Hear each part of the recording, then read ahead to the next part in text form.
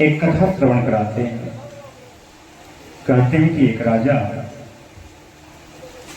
जंगल में जाता है दिग्विजय करने के लिए, और वह जंगल में भटक जाता है।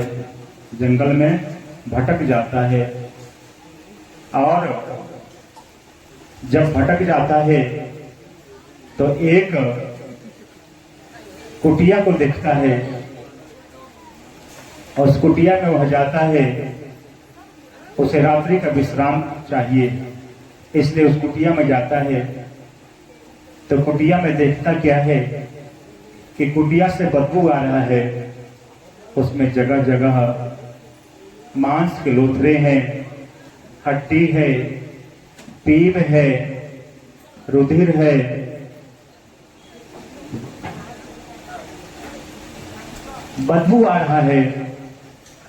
मलमूत्र उस कुटिया में रखा हुआ है और बदबू आ रहा है।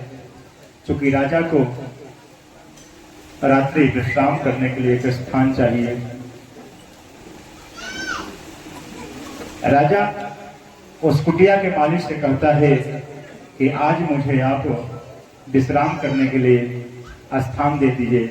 आज रात भर मैं रहूंगा और कल सुबह चला जाऊंगा।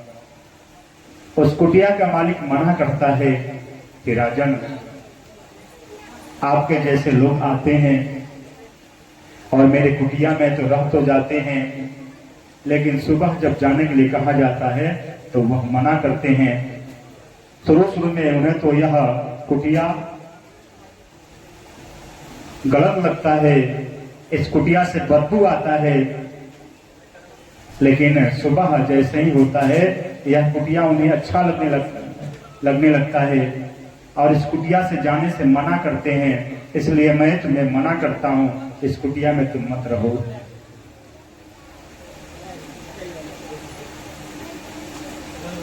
राजा अनुनय विनय करता है कि मेरा विश्वास करो, मैं एक रात ही रुकूंगा और सुबह चला जाऊंगा। कुटिया का मालिक रात भर रुकने देता है उसे, और जो मलमूत्र से उसे बदबू आ रहा था, जिस